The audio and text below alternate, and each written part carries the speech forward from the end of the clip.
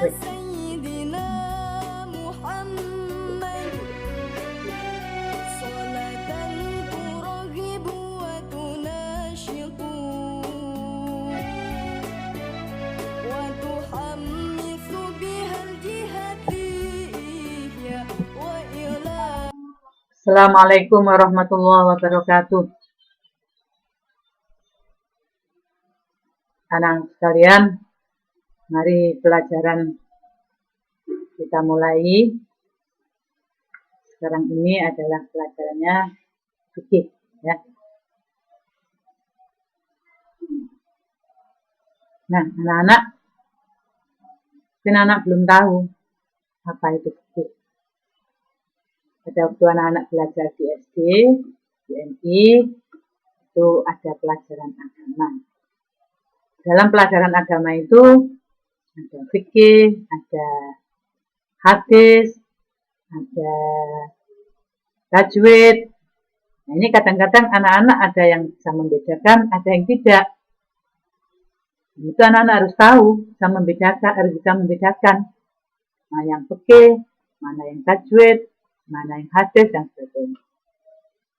Sekarang saya terangkan dulu, yaitu tentang fikih.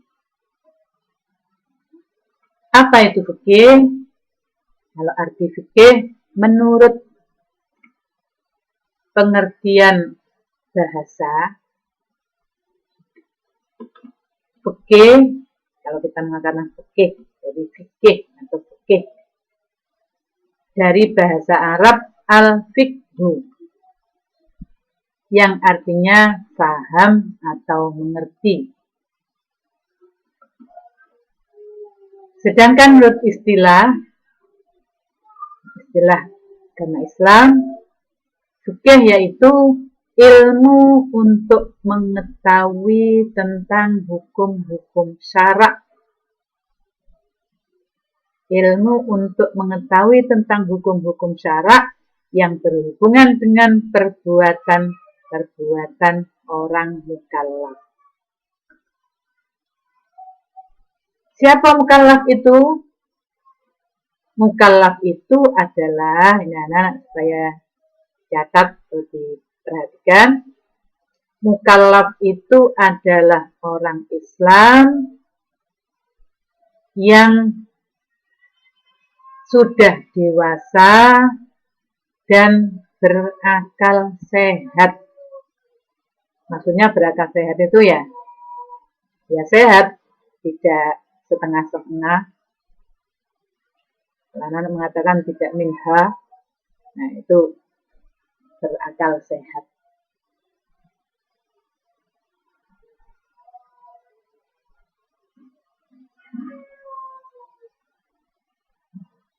Kemudian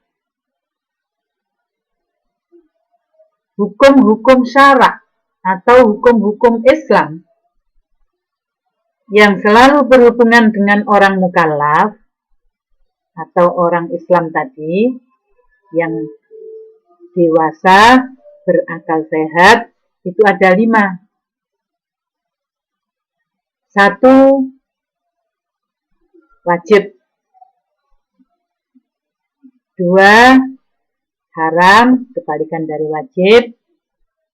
3, sunnah. 4, makruh. 5, mubah. Nah, itulah hukum-hukum agama Islam yang harus kita ketahui.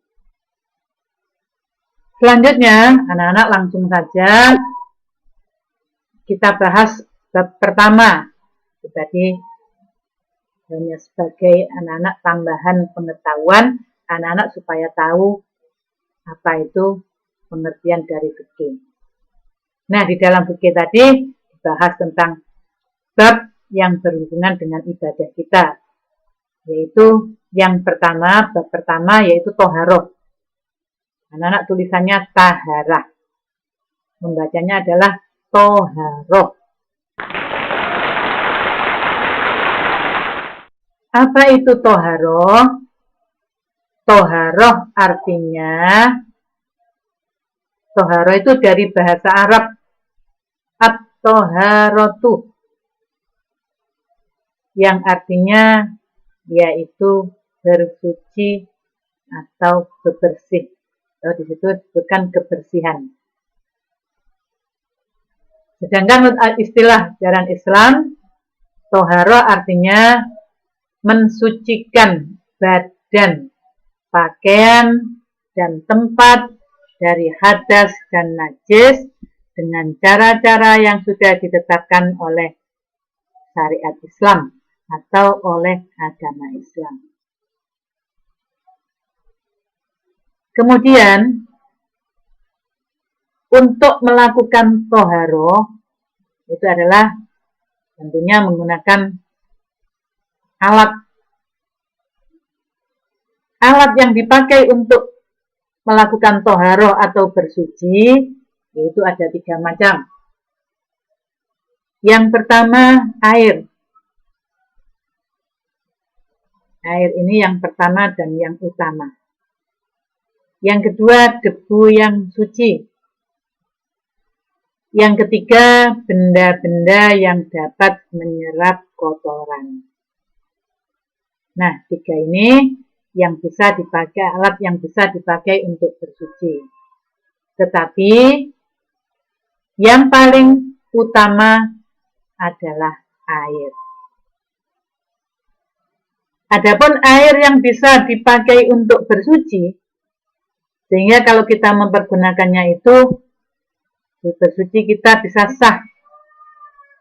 Yaitu ada 7 macam air. Yang pertama, air hujan. Air hujan anak-anak yang baru turun dari langit. Nah, itu yang suci. Nanti kalau sudah turun ke bawah, berbeda lagi hukumnya. Jadi, yang seperti anak-anak pulang sekolah, umpamanya kehujanan. Nah, ini kena air hujan yang dari atas itu yang dimaksud air hujan yang suci.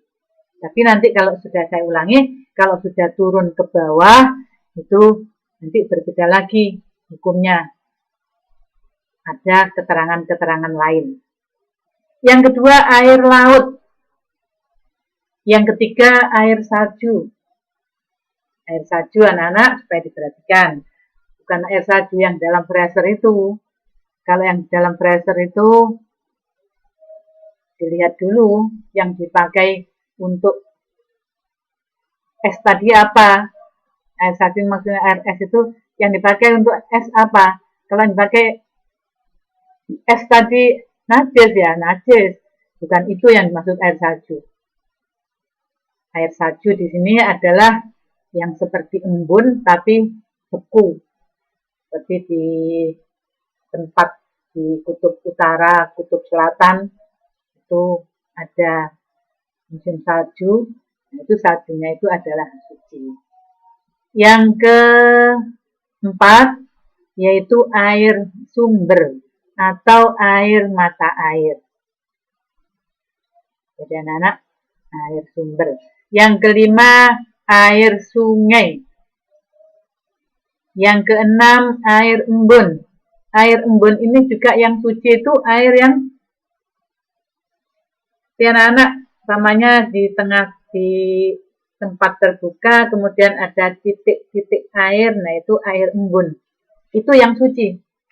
Kalau sudah turun ke bawah, berbeda lagi hukumnya. Jadi yang suci itu adalah yang baru turun, yang titik-titik seperti anak-anak umpamanya anak-anak pergi ke Malang.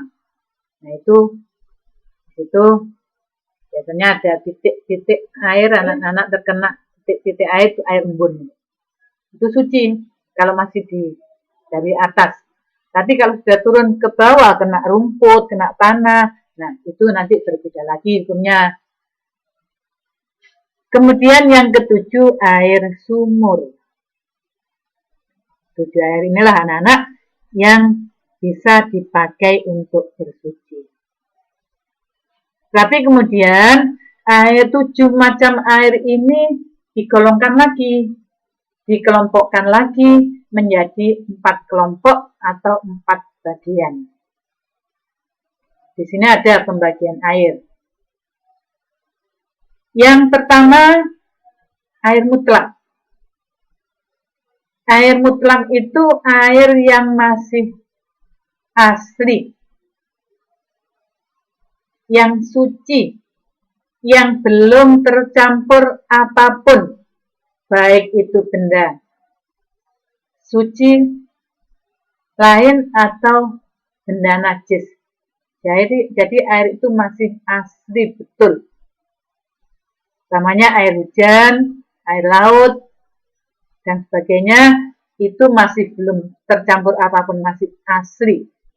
Itu yang disebut dengan air mutlak.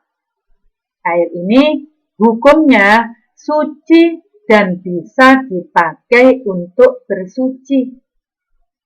Jadi bukan hanya suci saja, dipakai untuk bersuci boleh. Kemudian yang kedua, air mustakmal. Air mustakmal ini air yang kurang dari 2 kolah sudah dipergunakan untuk bersuci. 2 kolah itu seberapa? Anak-anak supaya diperhatikan. Air yang sebanyak 2 kolah itu kalau dihitung literan itu sebanyak 216 liter. Kalau ditempatkan di satu tempat, anak-anak semuanya punya tempat ya bak mandi, dalam bahasa Jawa jeding. Nah itu ditempatkan di tempat kalau panjangnya 60 cm, lebarnya 60 cm, dalamnya juga 60 cm. Kalau air itu dimasukkan ke dalam tempat itu, maka air itu sejumlah 2 kolah. Kalau tadi gampangannya 216 liter. Atau 10 pikul. Anak-anak ngerti 10 pikul ya? Kalau orang mikul itu yang pakai black. Nah, blacknya itu kalau 20 black, nah itu 2 kolah. Yang ketiga, air mutanajis. Saya ulangi, air mustakmal ini suci, tapi tidak bisa dipakai untuk bersuci. Yang ketiga, air mutanajis. Air suci tetapi tidak bisa dipakai. Saya ulangi, air suci yang terkena najis. Anak-anak supaya diperhatikan. Ada air suci terkena najis. Ini ada beberapa penjelasan. Yang pertama, air suci yang kurang dari 2 kolah. Jadi anak-anak ya sudah ngerti ya 2 kolah. Air suci yang kurang dari 2 kolah kemasukan najis. Jadi kamu punya tempat ada airnya suci, kemudian terkena najis, umpamanya kemasukan benda apa saja najis, baik itu kecil atau besar, tapi airnya sedikit terkena najis tadi. Tidak usah dilihat apakah berubah atau tidak berubah. Kalau airnya sedikit, maka air yang terkena najis tadi hukumnya jadi najis semuanya. Yang kedua, kalau air itu banyak. Air banyak itu yang seberapa? Air banyak itu air yang ada 2 kolah. Kalau air yang kurang dari 2 kolah itu air sedikit. Air ada 2 kolah atau lebih, kemasukan najis. Maka bagaimana hukumnya? Dilihat dulu. Kalau air banyak terkena najis itu kemudian berubah warnanya atau berubah baunya atau berubah rasanya, maka air itu jadi najis. Umpamanya, anak-anak punya bak mandi, atau kita mengatakan jeding besar. Kemudian kemasukan bangkai tikus atau bangkai apa saja, kemasukan najis. Waduh, ini kemasukan najis. Caranya melihatnya bagaimana? Apakah itu tetap suci atau najis? Dilihat dulu. Kalau air itu berubah, mungkin warnanya, atau berubah rasanya, atau berubah baunya, maka air itu najis. Tetapi, kalau air itu tidak berubah, walaupun kemasukan bangkai, tapi airnya tetap, karena mungkin masih baru masuk bangkainya, sudah ketahuan, sehingga air bangkainya diambil, terus airnya tetap baunya tidak berbau, tetap seperti tadi. Warnanya juga tetap tidak berubah. Rasanya pun tidak berubah. Kalau tidak ada perubahan sama sekali, maka air itu suci. Itu anak-anak bedanya ya. Jadi kalau air sedikit yang terkena najis, berubah atau tidak berubah, airnya jadi najis. Tetapi kalau airnya banyak, kalau berubah jadi najis, kalau tidak berubah, tetap hukumnya suci. Kemudian yang keempat, yaitu air musyammas. Air yang dipanaskan. Air suci dipanaskan. Ini kalau yang dipakai untuk memanaskan itu tidak berkarat, tidak apa-apa. Seperti umpamanya menggunakan pemanas listrik atau apa, dipakai untuk bersuci. Karena kita dalam keadaan dingin, wudhu saja menggunakan air panas atau air yang hangat, itu boleh, tidak apa-apa. Tapi kalau air tadi, air yang dipanaskan, alatnya mempergunakan alat yang sudah berkarat, maka hukum mempergunakan air itu adalah makruh. Kenapa kok makruh? Karena kalau sudah berkarat itu ya otomatis nanti bisa menyebabkan penyakit. Nah itu anak-anak, air musyammas, air yang dipanaskan.